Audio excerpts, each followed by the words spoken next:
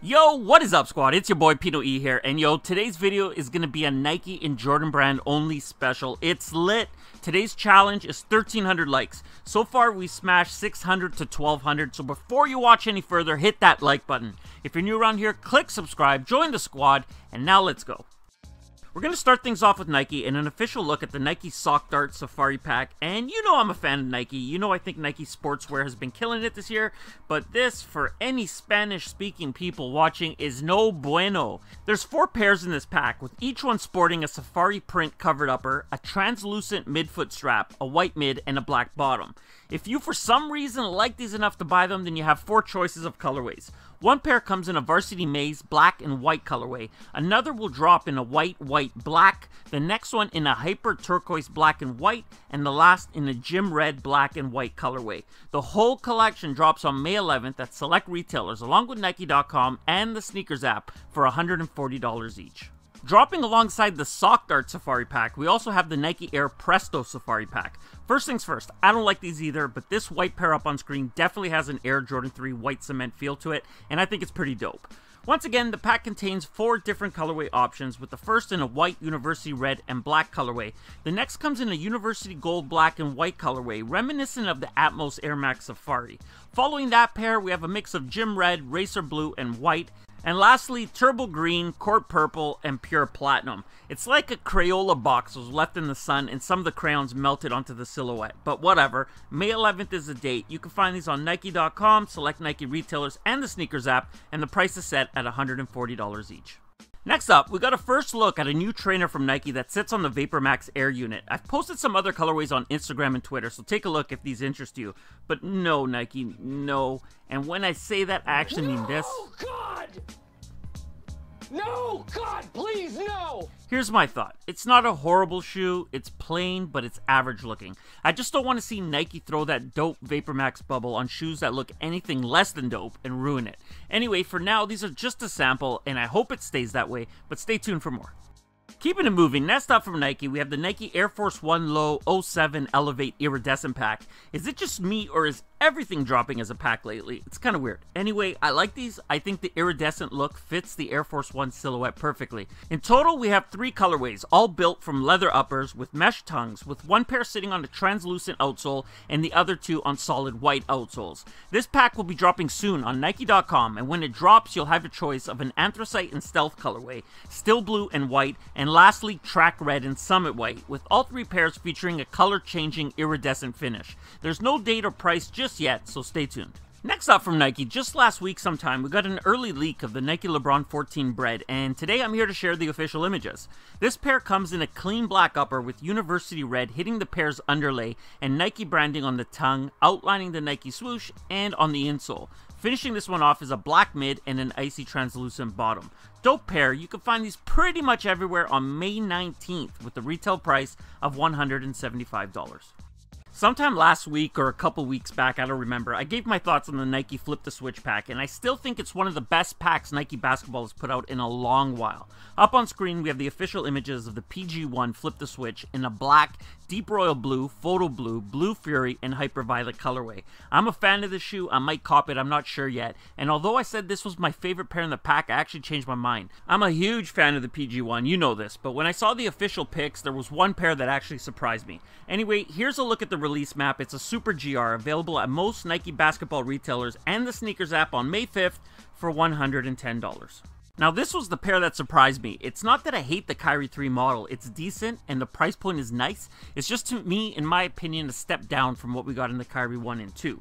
But out of the whole pack, I think this one looks the best in the colorway, and it was executed perfectly. The pair comes in a black, deep royal blue, and photo blue colorway, and unlike the solid colored gradient mid that the PG1 received, Kyrie gets a speckled midsole. Just like the PG1, this pair will be a huge GR, with pairs available pretty much everywhere, including the sneakers app, for $120 retail on May 5th.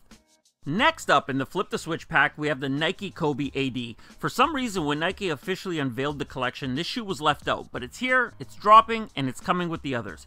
Keeping to the theme, this pair comes in a black upper with hits of University Red and an iridescent University Red and hyper violet Nike swoosh and heel counter. Of course, it wouldn't be complete if the Nike swoosh wasn't cracked, and that's exactly what Nike gave us. Like the others, if you haven't figured it out yet, these two will drop on May 5th. These two will be a massive GR, and you could pick these up pretty much everywhere for $160. So here's how I know this pack is dope. They took a silhouette that I absolutely can't stand, and I figured out the reason why. I hate that stupid thick flywire. But back to my point. They took this model, I do not like it, and it actually looks pretty dope. This pair here doesn't share the bright colorway as the others, but it rather comes in a black and white Flyknit upper, transitioning to a solid black heel and extended sock collar. The Nike branding on this pair is hit with metallic gold, while the mid comes in a black and gold gradient. There's not as many pairs of this model, but it's still going to be very widely available on May 5th, and retail for these is $150. And last in the pack, we have the Nike LeBron 14 Flip the Switch. For some reason, the colorway on this pair is nothing like the others. The other silhouettes are all based off a black upper, but King James's 14 comes in a white upper with black hitting the heel. The shoe's branding on the midfoot strap and tongue are treated with black, while the Nike swoosh has a touch of University Red. Completing this pair off is a white mid, transitioning to University Red with a black gradient. Unfortunately for this pair, there is no map yet available, but you could assume that these two will be a large GR. Release date is the same, May 5th, and the price for these is $175. I got one quick update about the Nike Air More Uptempo and Night Maroon. I think it was in Sunday's video that I told you all these were going to be dropping on May 1st at Sneakers and Stuff. Well, I have no idea what happened, but Sneakers and Stuff, along with Titolo, moved the date out to May 25th. So if these are still on your radar, that's the new date, and $160 is still the price.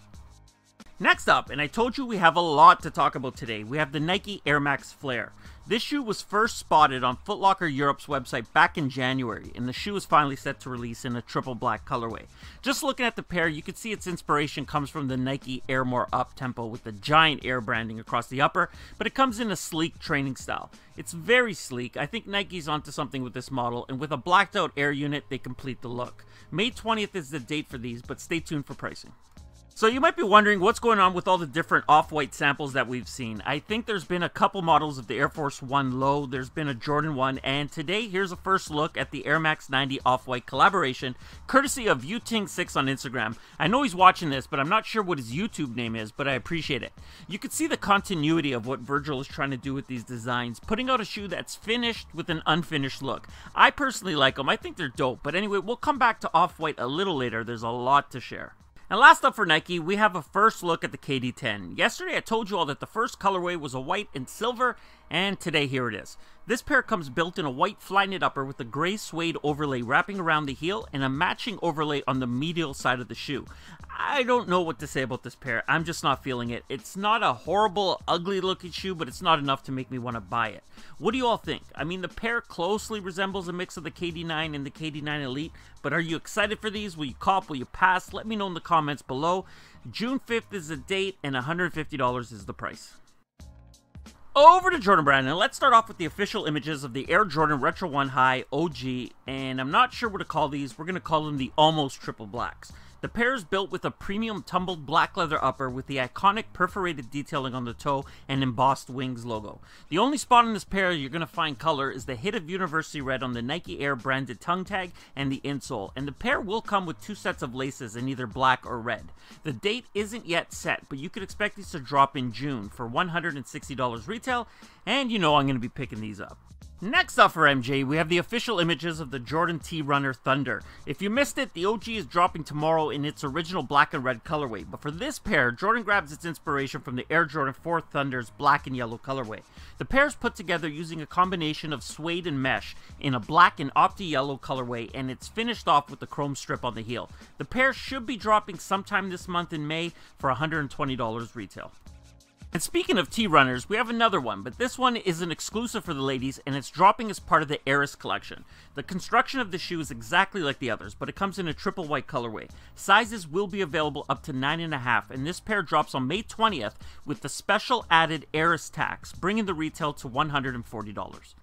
And finishing this video off, let's talk about this man Virgil and his brand Off-White. Take a look at him. Doesn't he look excited to be at the Met Gala getting his picture taken? Come on, dude, brighten up. Anyway, he was spotted wearing his Air Jordan 1 collaboration, but that's not why we're talking about him. We're talking about Off-White today because my dude Soul Heat on Feet dropped some crazy info. Just earlier in the video, I spoke about the Air Force 1, Air Max 90, and the Air Jordan 1 samples that have leaked, and these pics were coming out. I had no idea why this dude had so many different silhouettes, but now I do, and it's crazy. The reasoning is simple. Off-White and Nike are going to be releasing 10 different collaborations. That's right, 10 collabs on 10 different silhouettes, which means 10 L's for all of us. And from the looks of it, they're all going to be sharing the same theme.